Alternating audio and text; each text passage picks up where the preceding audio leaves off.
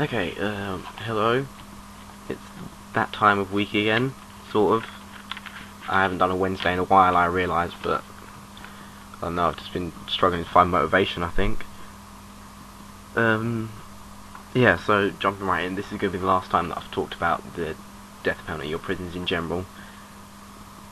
Basically, it came to me in the week that education, giving it to prisoners, is pretty much irrelevant anyway, because once an employer sees that, then and that they've been in prison long enough to get a degree or anything substantial, then the employer's not going to hire them. Just why would they?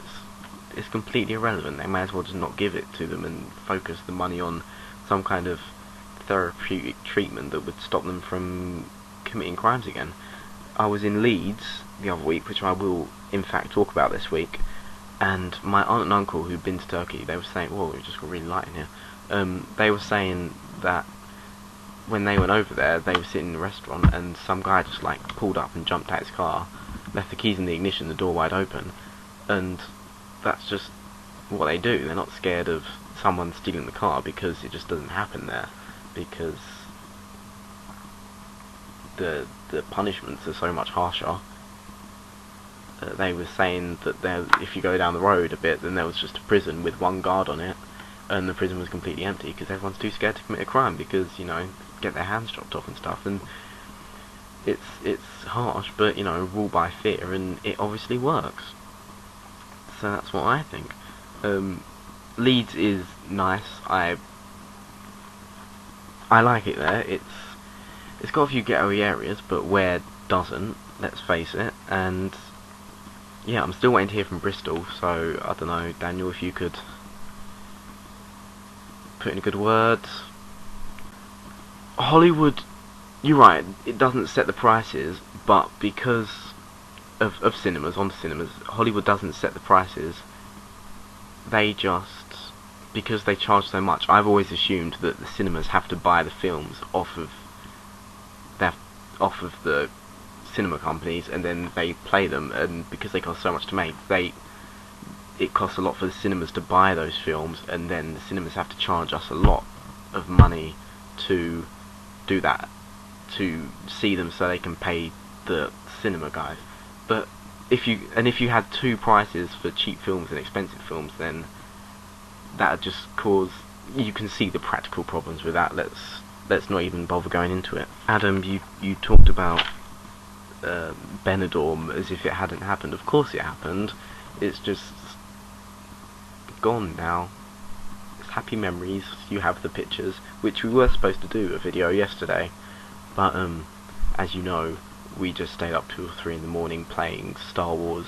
And your topic of conversation, which is the nanny culture, it is ridiculous, but it's because we have become such a litigious society, nowhere near as much as America. You know, they sue for anything over there, but we'll sue over the slightest thing now because all the adverts for lawyers and things. So companies, we have to do these things to cover our backs.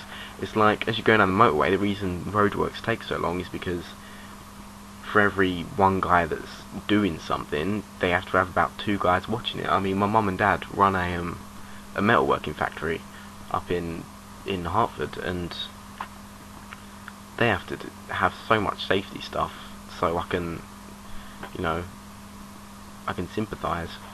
It's a lot, and it's terrible, but it's necessary so that small businesses don't get their asses raped by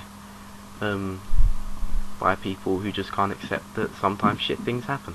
Daniel, I thought that the opening of your video was really good. Well, not just the opening, the whole thing. It was really funny. It made me laugh out loud quite a few times. The bit where Carl got taken, that was good. And the beer cans as well, all along the outside your rooms, brilliant. I can't believe you talked about the book. I can't believe you still have the book. Oh, you've got to have a dumpster, for Christ's sake. Why? I can't understand why you even kept it. I would have just chucked it away straight away. It came out of a rotten, mouldy old dumpster. Oh. Anyway, good memories, good memories.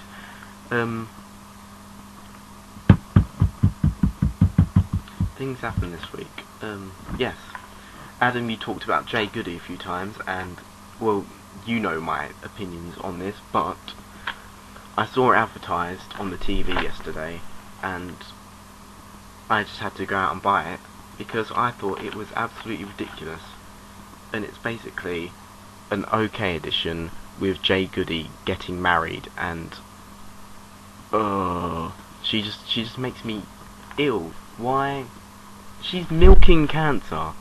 I don't wish cancer on anyone, but you know, a year ago she was the scum of the earth and everyone hated her, but now she's got a 26-page spread, not including the adverts, in this magazine, which is just ridiculous. She's milking her illness for all that it's worth. It's disgusting and horrible. I think it's offensive to people who have cancer everywhere, honestly. Sickening. Absolutely sickening. Yeah, so I hate her. I just hope that she dies sooner rather than later and puts us all out of our misery. My things to talk about is, firstly, my guitar, which I love to bits. I just love being able to just sit here and play it and just let the hours go by, really. I realise I can't play it very well, but I still love it. I mean, I can't describe how much this means to me. Another thing, slightly more, one of my serious possessions is something that's given to me. This was given to me by my granddad when my grandma passed away last year, not last year, the year before, and it is basically a prisoner of war money box, and I think it's really cool. And it's basically got like coins in it. I can't get them out now, but yeah, they would just like kind of hide coins and valuable things in them, and they just look like little books. And I thought that was really cool, and that just slots on there. Looks like a little book, and yeah, that just like slots on there like that, and yeah, it looks like a little book, but it's in fact a little money box, and I think that's really cool, and it gave that to me, and that's probably my most valuable possession that I have.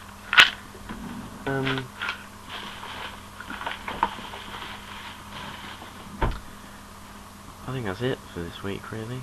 Oh! An interesting thing that did happen to me today is that one of the teachers in charge of the Washington trip phoned up to tell me about a meeting that was going on, and we had this like 2-minute conversation. I was like, okay, thank you, bye. And then just as he was about to hang up, he said, love you, and then hung up the phone. That was just the weirdest experience of my life. I think I'm gonna have a strange Monday when I go back to school if I have to look him in the face. So anyway, that's enough from me. I'll see you. Oh no, I need to set something to talk about. I